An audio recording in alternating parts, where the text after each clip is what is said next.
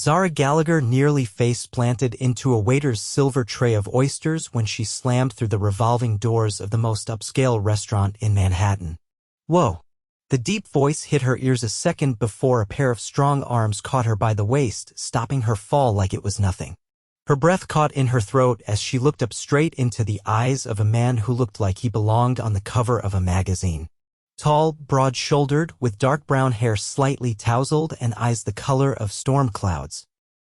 "I am so sorry," Zara stammered, heart pounding for more than just the near fall. He didn't let go.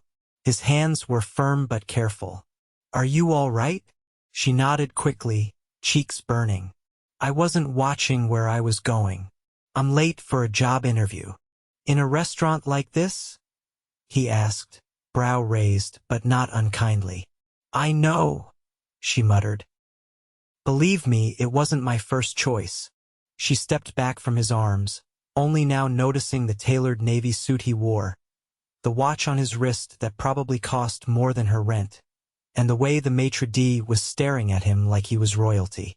Of course, someone like him didn't just eat at places like this, he probably owned them. "I'll get out of your way," she said quickly, clutching her worn leather portfolio.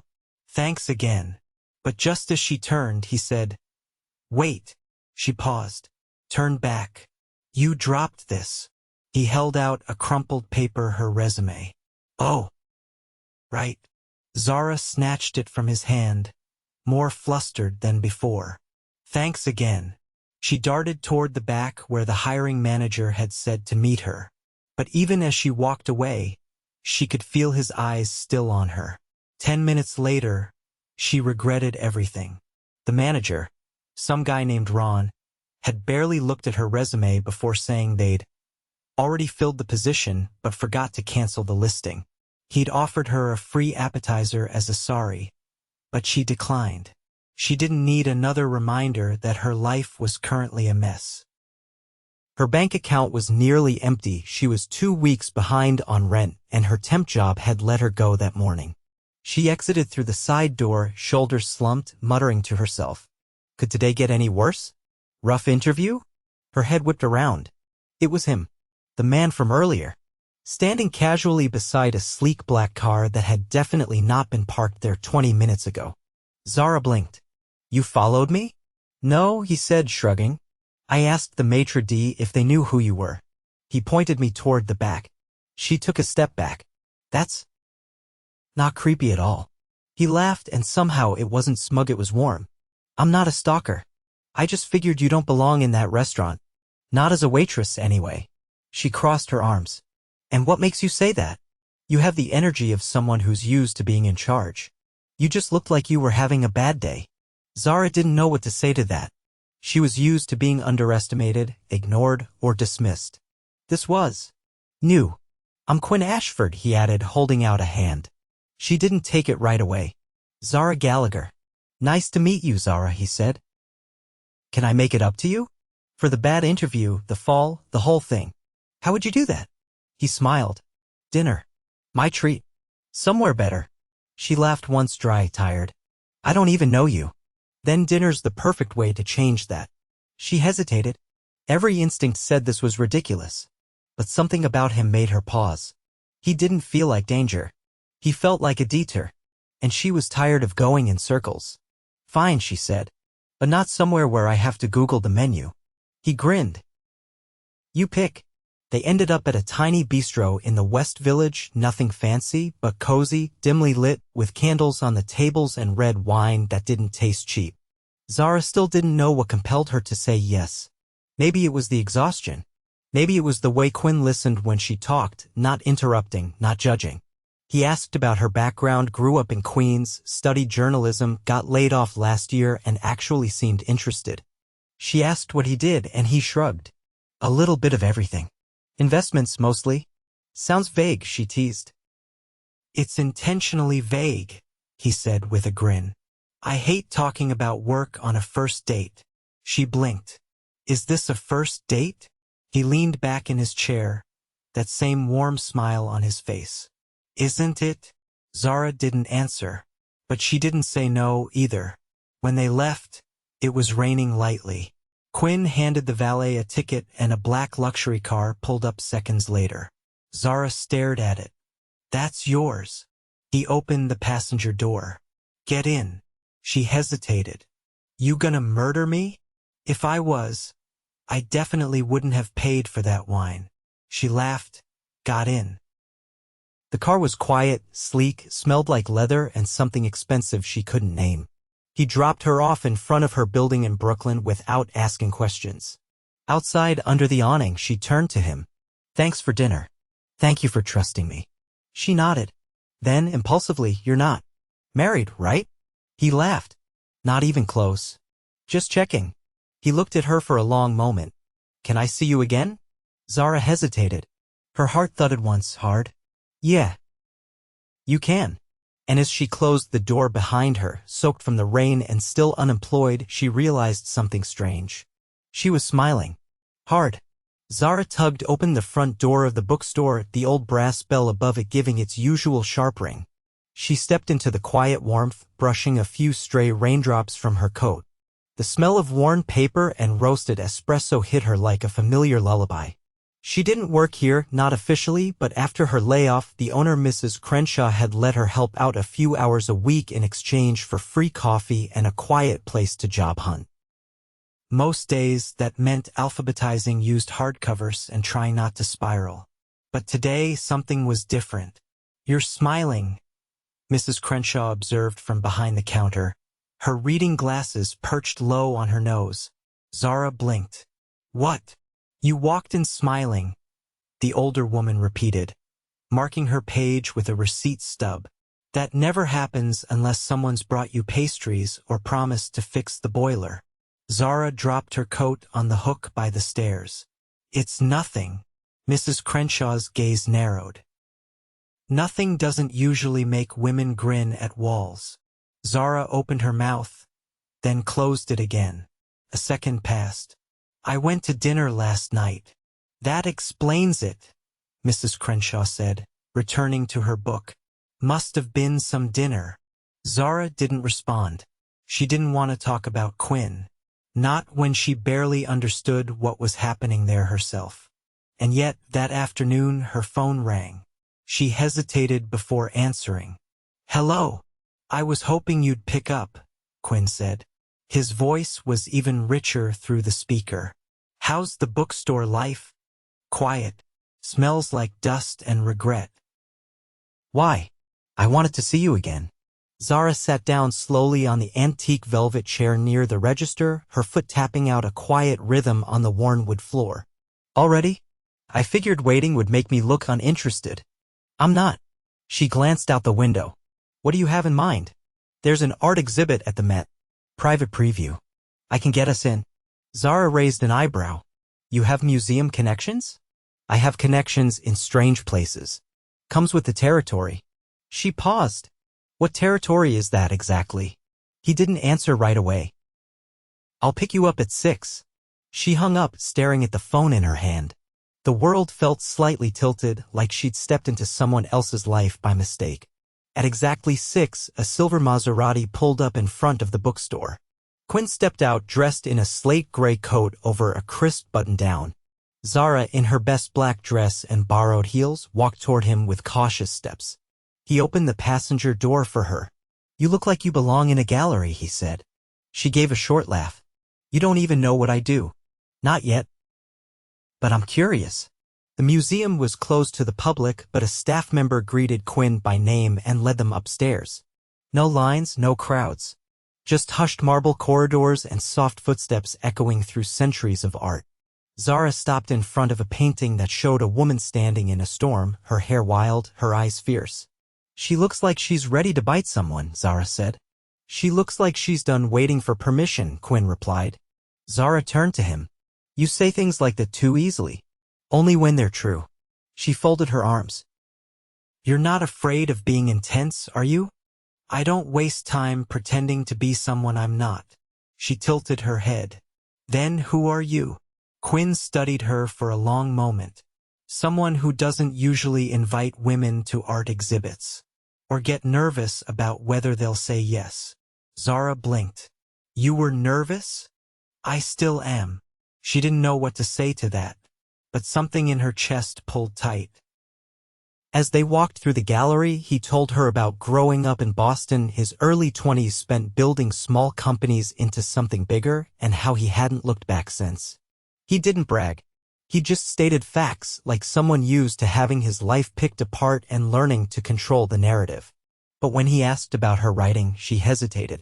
I used to want to be a foreign correspondent, she admitted. But the market collapsed. Papers folded. And suddenly I was writing captions for tech infographics.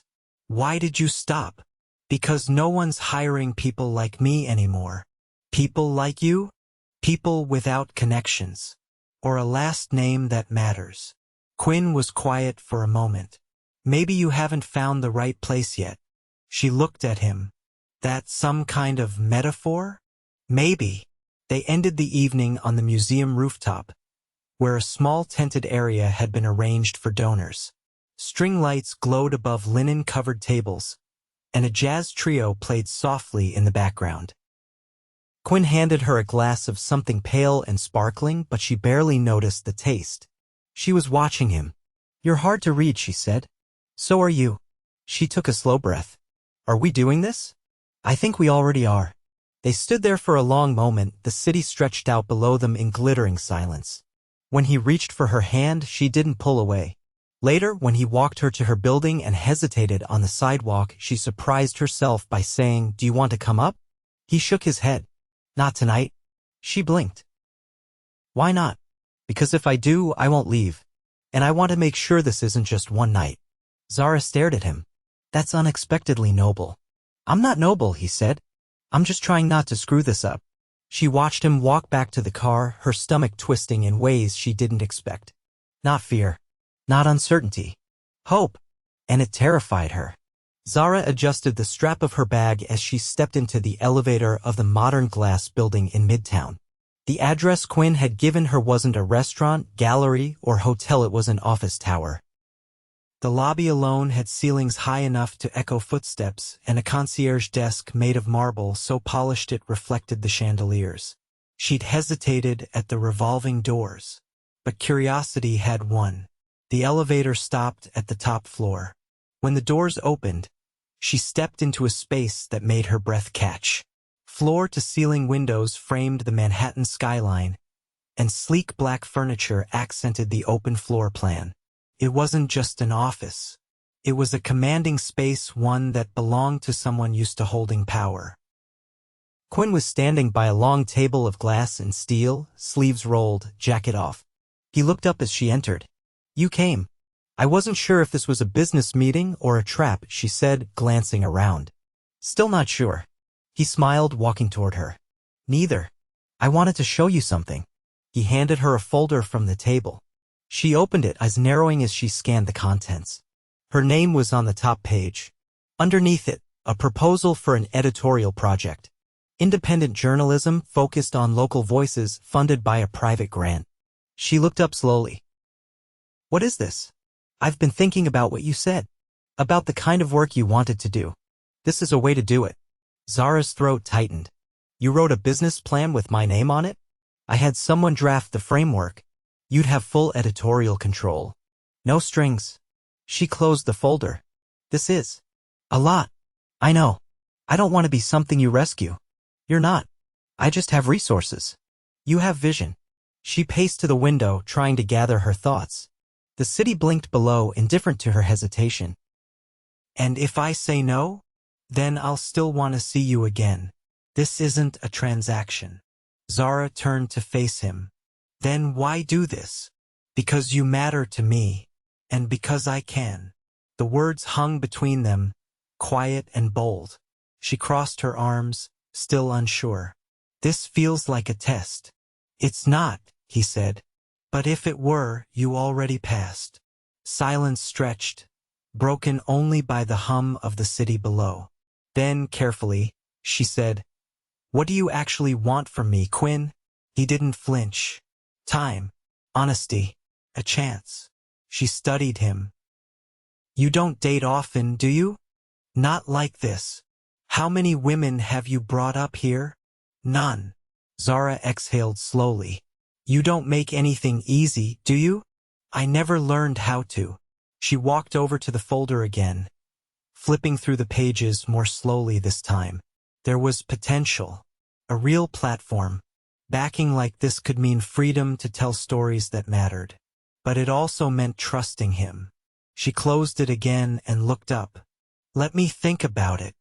You can have as long as you need. As she slipped the folder into her bag, he walked her to the elevator. Before the doors closed, she turned. You're not who I thought you were. Neither are you, he said.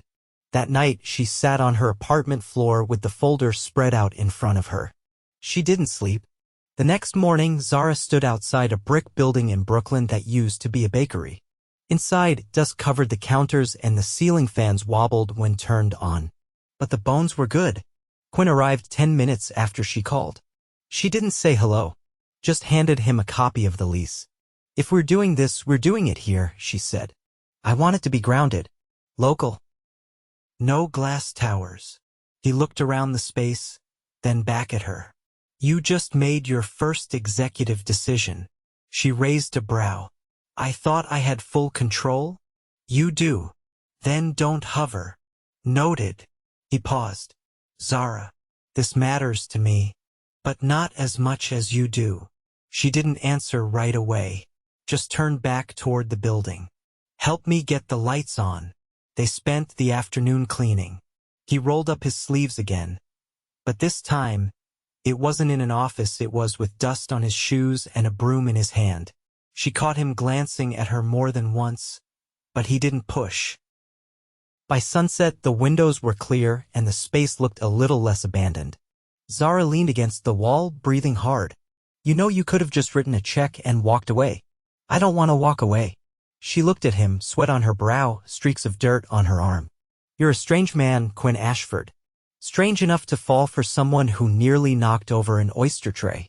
She laughed then, the sound catching them both off guard. He stepped closer, not touching her, just near. I have a feeling, he said, voice low, that this is only the beginning. Zara didn't move. It better be. Zara stood in front of the mirror in the back office of the newly renovated space, tugging a small piece of lint from her navy blue suit jacket. Her reflection stared back steady-eyed, jaw tight, but heart pounding like a drum in a thunderstorm. The soft hum of conversation and clinking glasses filtered in from the front, where the launch event for their new publication was in full swing. She'd barely slept the past 2 weeks.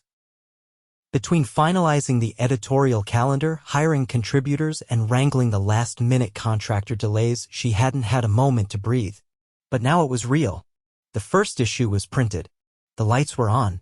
And the room out front was filled with people eager to see what she'd built. What they'd built? Quinn appeared in the doorway, his tie slightly loosened and his sleeves rolled up to the elbows. You're hiding. I'm not hiding. I'm mentally preparing. He stepped inside, closing the door behind him. You've already done the hard part. She turned to face him. I thought the hard part was convincing someone to back my vision. Turns out it's trying not to trip over my own fear. He leaned against the desk, folding his arms. You're allowed to be scared. Just don't let it stop you. She studied him for a second. Why are you really here, Quinn? He frowned. What do you mean? I mean here. In this. You could have thrown your money behind a dozen safer ventures. I'm not exactly a guaranteed return. He walked over, standing in front of her, voice quiet but firm. I didn't back this because it was safe. I backed it because it felt true. And because I believe in you. She swallowed hard. You make it sound so easy. It's not. But the right things usually aren't. A beat passed between them. Then Zara stepped forward and rested her forehead against his chest, her voice barely above a whisper. I never expected any of this. He touched her back gently. Neither did I. When they emerged into the main room, the buzz intensified. The walls were lined with framed spreads from the first print edition stories about overlooked neighborhoods, local artists, immigrant-owned businesses. People were reading, talking, Engaged. A woman from one of the community nonprofits Zara had interviewed caught her eye and waved her over. Quinn gave her hand a light squeeze. Go. This is your night. Several hours later, long after the guests had filtered out and the catering crew had packed up, Zara stood alone in the quiet space. The floor was sticky in places and the scent of champagne still lingered faintly in the air, but she didn't care. Her heels dangled from 2 fingers, her feet bare against the cool tile. Quinn walked in, jacket slung over one shoulder. Thought you might be asleep on one of the couches, he said. I thought about it, she replied, then tilted her head. Did you see the guy from the Times taking photos? I saw. And I saw your face when he asked for a quote. Zara chuckled. I panicked and quoted Maya Angelou. Very original. Worked, didn't it? She leaned against the counter, looking at him. You know, I used to think people like you only came in 2 categories: corporate sharks or emotionally unavailable enigmas. And which am I? I'm still deciding. He walked over to her slowly. I think you've already decided. You're just afraid to admit it. She didn't blink. You think you know me that well? I know what it looks like when someone's falling in love. Zara's breath caught, but she didn't look away. That's a big word. You don't have to say it back. But I want you to hear it. She stepped closer, her voice softer now. What if I say it and it changes everything? He reached up, brushing a curl from her cheek. Then maybe it changes everything for the better. Zara let the silence stretch, searching his eyes for anything that felt rehearsed. There was nothing but steel and sincerity. I never wanted to need anyone, she said. Then don't need me. Just want me. Her heart cracked wide open. She kissed him. It wasn't rushed or desperate, it was quiet, steady, and full of everything she hadn't dared let herself feel. He responded like he'd been waiting for this moment longer than he'd admit, his hand sliding to the small of her back, anchoring her. When they pulled apart, she rested her forehead against his. I want you, she murmured. And I think I'm in love with you. Which is completely inconvenient and terrifying, but there it is. He smiled, not cocky, not smug. Just full. Welcome to the club. 6 months later, Zara stood on the rooftop of the same building where they'd first kissed, only this time it had been transformed.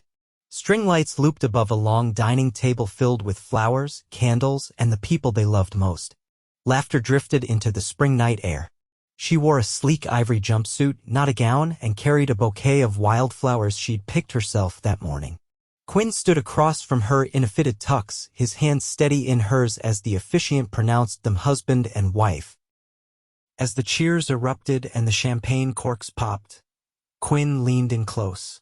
You still sure I'm not emotionally unavailable? Zara laughed, tears bright in her eyes. You're the most emotionally available man who ever bought a woman an entire building. He kissed her then, full and unapologetic, while the city glowed around them. She'd rushed into that restaurant months ago with nothing planned, nothing polished. But somehow, she'd walked out with everything she never knew she wanted. Zara stood in front of the glass doors of the old bakery turned editorial headquarters, watching through the window as the morning team buzzed around inside. Her staff, 7 writers, 2 photographers, and a digital coordinator were gathered around the long-reclaimed wood table in the center, coffee cups in hand, debating story leads for the next issue. It was early, and the city outside still wore its sleepy hush, but inside, the room pulsed with purpose. She hadn't planned to interrupt their flow. Not today. But today wasn't about planning. Quinn's voice broke through her thoughts as he stepped beside her, coffee in each hand. Still pretending you're not going to walk in there and rearrange the entire agenda? Zara took the coffee he offered without looking at him. They're doing fine on their own. They are. Because of you. She glanced at him. You say that like it's obvious. It is. To everyone except maybe you. She didn't answer. Instead, she reached for the door handle. Come on.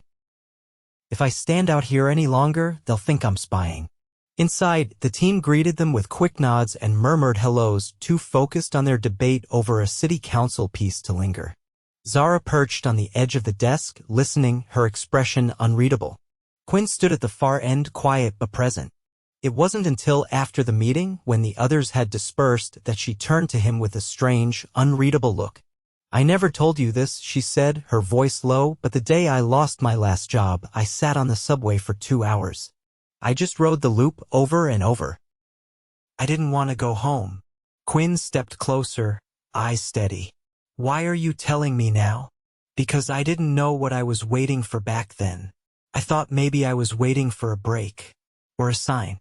But now I think I was waiting to feel like I mattered again." "You matter," he said without hesitation. "You always have." She looked away, swallowing hard. "I didn't believe that. Not until recently." He reached for her hand. "You don't need to prove anything anymore." "I know," she said. "But I want to." They left the office and walked toward the park, the city now fully awake around them. Children's laughter floated from the playground and the scent of roasted peanuts drifted from a nearby vendor. Zara stopped at the fountain, the same one she used to pass on the way to her old temp job. She sat on the edge, placing her bag down beside her. "I want to expand the publication," she said. "Other boroughs, maybe even other cities eventually. But it has to stay grounded. No glossy corporate media look. No buzzwords." Quinn sat beside her. "Then we'll build it that way." She turned to him sharply. "I don't want you to fund it forever. You won't need me to. I mean it. I want to make it sustainable. Real. I can't be the girl who owes everything to the man who showed up with a blank check." He tilted his head. "You never were. You took a risk most people wouldn't. You made this into something people believe in." She sighed. "I just need to know I can do it without you. And I need you to know," he said, "that I'll still be here. Even when you don't need me." They sat in silence for a long moment, the sound of water trickling behind them. Then she asked, "Have you ever thought about what happens when things slow down? Like retirement?" "No. Like when the adrenaline fades. When there's no crisis to fix or headlines to chase."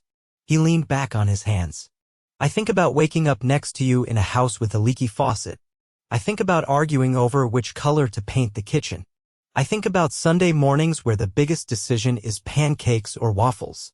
Zara gave a soft laugh. "You're surprisingly domestic." "I've been thinking long-term." She turned toward him fully. "What else have you been thinking about?" He reached into his coat pocket, and for a moment she thought he was joking. But then he pulled out a small, velvet box and opened it. Inside sat a simple gold band with a single, brilliant diamond, elegant, understated, exactly her style. Her breath caught. "I know we just got married 6 months ago," he said, "but I never gave you this. I didn't want to make a spectacle of it. I wanted to wait until it felt like the right moment." Zara stared at the ring. "You bought this before the wedding?" "I bought it the night we launched the publication.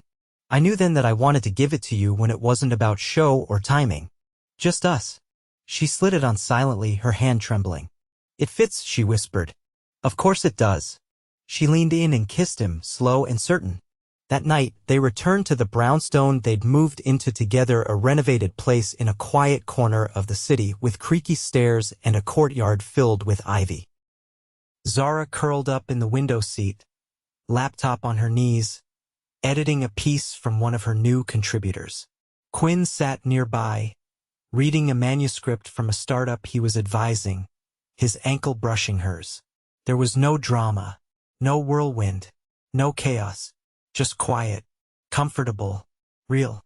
Later, as they got ready for bed, Zara opened the window slightly, letting in the cool breeze. "Do you ever wish we'd met under different circumstances?" she asked. He looked at her in the mirror. "No. Because then you might have walked right past me." She smiled. "I probably would have." He walked over and wrapped his arms around her from behind. "Then I'm glad you were running late." She turned in his arms, resting her head against his chest. "I love you." He kissed the top of her head. "I know. And I'll never stop loving you back." The city outside kept moving, but inside their little world, everything had finally come to rest. Together, whole, and exactly where they were meant to be.